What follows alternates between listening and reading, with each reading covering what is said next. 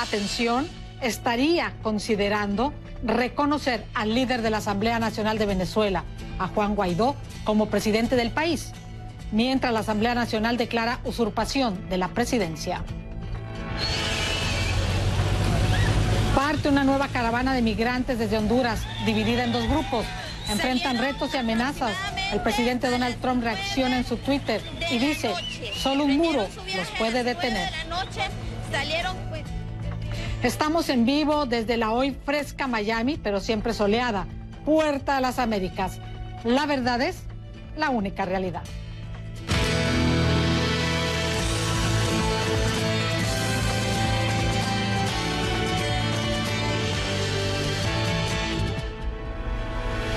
Dialoguemos. Quiero conocer su punto de vista. ¿Cómo? A través de las redes sociales. Hoy la tecnología lo permite. Mándenos hablar, díganos, compártanos sus reflexiones, sus opiniones, sus críticas en facebook.com/Realidades en Contexto y por supuesto también en mi Twitter, @RamosCNN.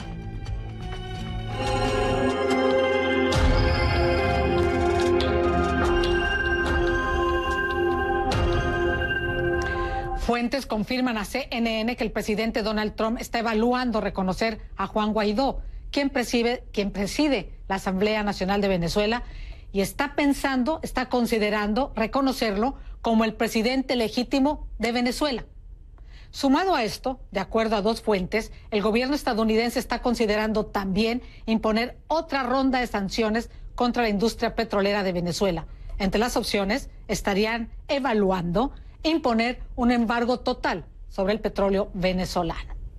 Está con nosotros nuestro colaborador, Carlos Alberto Montaner. Muchísimas gracias, Carlos Alberto, para irnos inmediatamente sobre esta noticia que acaba de conocerse. ¿Cuáles son las implicaciones de que el presidente Donald Trump reconozca a Juan Guaidó como el presidente legítimo de Venezuela? Bienvenido. Hola, Patricia. Bueno, yo creo que sería muy importante que eso ocurriera, porque todos los presidentes en cascada, no todos, pero la mayor parte de los presidentes, sobre todo el Grupo de Lima, van a reconocer a Guaidó como el presidente legítimo del país. Y hay algo que todavía puede ser más interesante que declarar un embargo petrolero, y es pagarle a la Asamblea Nacional la factura del petróleo, es decir, que la Asamblea Nacional tenga el control de la factura del petróleo, porque es el único dinero cash que le entra a Venezuela. Son cientos de millones de dólares todos los días. Si el gobierno venezolano de Juan Guaidó es capaz de tener tras de sí el respaldo de esa factura y el respaldo del dinero del petróleo, entonces es mucho más difícil meterlo en la cárcel, y es mucho más difícil, y tienen que negociar con él, porque, repito, es el único ingreso cash que tiene Venezuela. Carlos Alberto, el presidente dice, o las fuentes afirman, que el presidente está considerando, es decir, no es un hecho. ¿Por qué lo estaría considerando? ¿Por qué no tomar ya la medida? ¿Hay un espacio aquí posiblemente para una negociación? Yo creo que cuando se dice eso, siempre hay un espacio para una negociación, tal vez porque espera que Maduro renuncie, porque los contactos de Pompeo con la Agencia Central de Inteligencia, que la dirigió antes, le están diciendo que hay una posibilidad de que una facción del ejército dé una especie de do de pecho y controle la situación. Todo eso puede ser lo que esté detrás de la posición del presidente Trump. Pero, de todas maneras, no puede esperar demasiado tiempo antes de tomar una decisión. Y yo creo que lo mejor y lo más conveniente sería que efectivamente reconociera a Juan Guaidó como el presidente legítimo del país, de acuerdo con la Constitución. Bueno, muy bien. Ahora sabemos que lo está considerando. ¿Qué pasa si no decide esto que está pensando, reflexionando, de nombrar o considerar o reconocer a Juan Guaidó como el presidente de Venezuela? ¿Cuáles son las consecuencias políticas y geoestratégicas para América Latina cuando se ha filtrado esta información y el presidente decide no pronunciarse? Bueno, vamos a ver lo que hace Brasil, lo que hace el señor Bolsonaro, Si el señor Bolsonaro decide reconocer a Juan Guaidó como presidente, que es es la gran potencia sudamericana, entonces eso tiene cierto peso. De todas maneras, el hecho de que Estados Unidos lo medite y no lo haga tiene un peso negativo. Correcto, por eso, a eso va mi pregunta. Si ya se sabe que lo está pensando, ¿qué mensaje enviaría el que no lo haga? Ahora una pregunta rápida respecto a todo este movimiento, ¿no? Tú has mencionado Brasil, cómo puede actuar Bolsonaro. ¿Dónde queda México, que ha decidido abstenerse en el Grupo de Lima, argumentando la no intervención y que ha creado una crítica, dijéramos, en ciertos sectores ante esta situación? Algunos analistas indican que Andrés Manuel López Obrador, el presidente, lo que está intentando es abrir un espacio, una posibilidad de comunicación con el régimen de Maduro.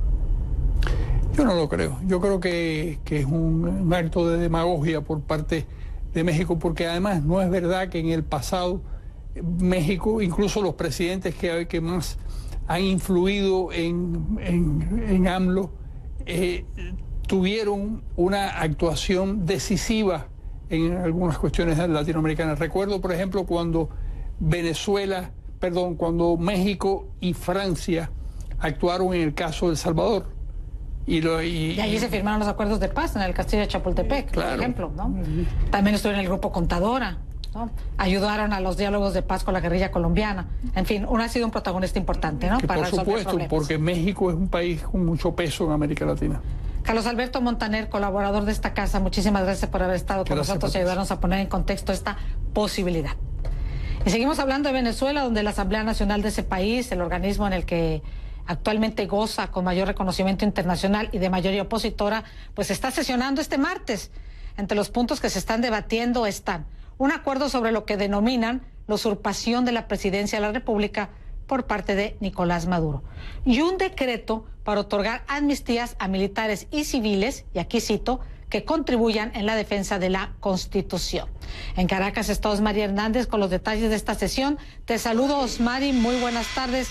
¿Qué se dice precisamente allá en la Asamblea Nacional? Bienvenida a Realidades en Contexto.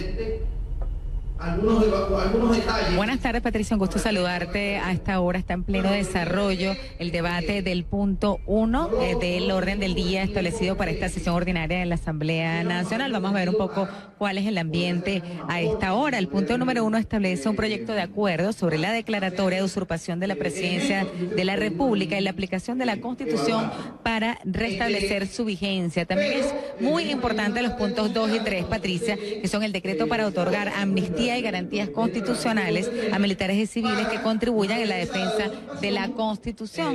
Esto también hay un debate sobre la protección de los activos de la República. Esto con respecto a los acreedores internacionales que están atentos a deudas que tiene actualmente el gobierno venezolano. También es importante destacar que esto ocurre en momentos cuando existe un debate, el ambiente está confuso en torno a la situación del presidente de la Asamblea Nacional, que en un discurso emitido el pasado viernes en medio de un cabildo abierto decía que estaba dispuesto a asumir la encargaduría de la presidencia de la República siempre y cuando contara con el respaldo de la Fuerza Armada Nacional Bolivariana, la comunidad internacional y el pueblo de Venezuela.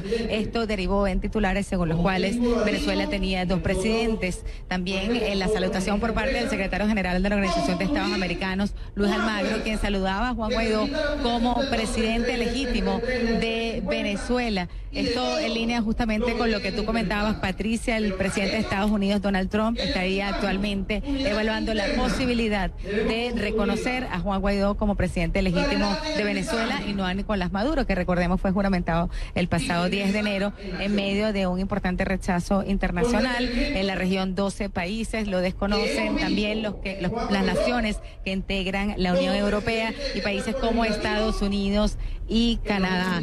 Se espera que el presidente de la Asamblea Nacional, Juan Guaidó, pueda tomar la palabra en los puntos 1 y 2 para ampliar su posición sobre esta situación que está en desarrollo en momentos cuando hay al aire una convocatoria a una movilización para el día 23 de enero. No se ha indicado ni la hora ni el lugar, y que también, por cierto, el vicepresidente del Partido Socialista Unido de Venezuela, Diosdado Cabello, se pronunciaba para convocar a 3 movilizaciones para esa misma fecha, también también en la capital venezolana, así que la tensión política, Patricia, se incrementa hora tras hora acá en Venezuela.